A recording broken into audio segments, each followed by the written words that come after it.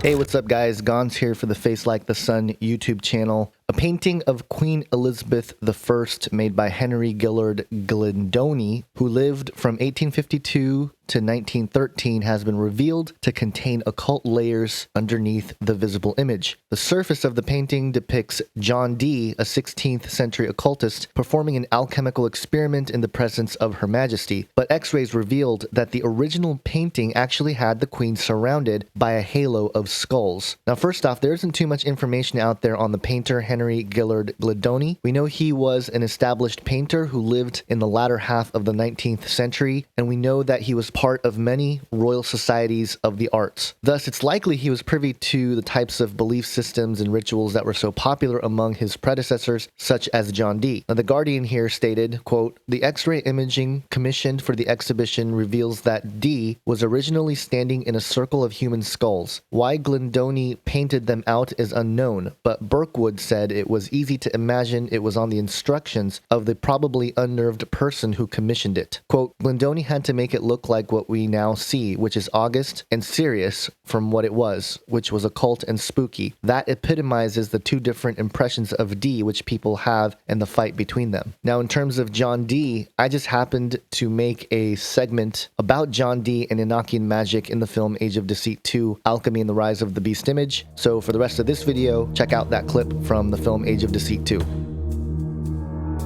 Dr. John Dee, who was a 16th century occultist, practiced alchemy and the sacred arts. He believed that the promise of immortality lied in the secrets held by the one the Bible says walked with God for 300 years and did not see death, for God took him.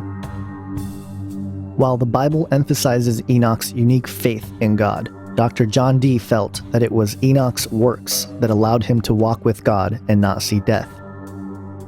It would be a mistake to believe that Enoch's privileges were a result of any kind of magical workings or alchemical spells. So what drove Dr. John Dee to pursue such a lofty goal in the first place? Jeffrey James, an author and journalist who's written for Wired.com, the New York Times, among other mainstream media outlets, published a book called The Enochian Evocation back in 1984. This book was a modern translation of angelic communication originally transcribed by Dr. John Dee and his partner Edward Kelly as they gazed into crystal balls in 1582. These so-called angels told Dee that they must re-establish the magical sciences which had been lost due to man's wickedness. They also told Dee that the one who successfully harnesses these magical arts will bestow superhuman powers, change the political landscape, and bring about the apocalypse. Moreover, these so-called angels taught John Dee and Edward Kelly the language of the angels. In the 2009 Weiser edition of the Enochian Evocation of Dr. John Dee, author Jeffrey James wrote in his preface, quote, "I expected my book to be well received by the scholarly community. Instead, most of the interest in the Enochian evocation has come, as far as I can tell, from practicing occultists. Academics have, by contrast, virtually ignored it. The primary reason for the evident distaste among the ivy-colored professors is probably my assertion in the original introduction that the angelic, aka Enochian language, has characteristics suggesting that it has non-human origins. A completely new language that's non-human in origin. Yes, that's the kind of controversial statement that simply won't be tolerated among academics. I might as well clarify that statement, not for their benefit, but simply for the historical record. While I believe that it's probably that the angelic language was devised by somebody, most likely Kelly, either consciously or subconsciously, non-human characteristics do exist in the language and, as such, provide the best proof that we're ever likely to see of the existence of non-corporeal intelligence. Even if such beings are unlikely, the angelic language is still the only example of glossolalia, speaking in tongues, that involves a hitherto unknown language with its own grammar and syntax. This is a very different phenomenon from instances where entranced folks repeat languages they might have heard when a child, or in the case of Pentecostal Christianity, spout out whatever jibber-jabber comes to their heads. In other words, this book is important because it's the only publication, scholarly or otherwise, that fairly assesses the unique and possibly significant phenomenon of the angelic language and how it was dictated. Like all channeled material, it seemed that what Dr. John Dee and Edward Kelly communicated with were fallen spirits, masquerading as angels of light in desperate pursuit of the agenda to manifest their leader, Lucifer.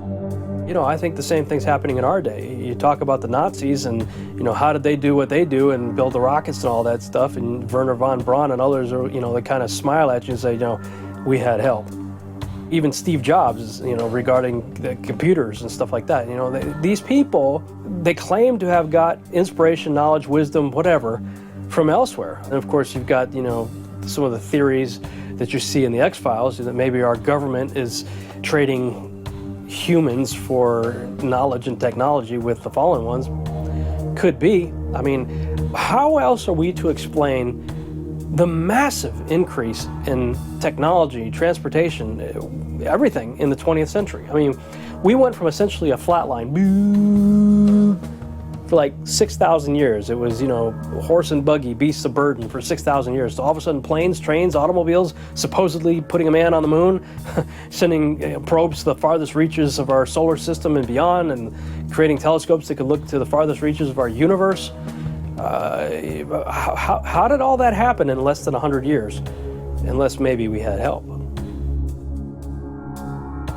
If we observe the quickening pace of scientific and technological progress, along with the fact that such books as the Enochian Evocation being republished in our time, we can speculate that these fallen angels have been hard at work and are gaining ground very quickly.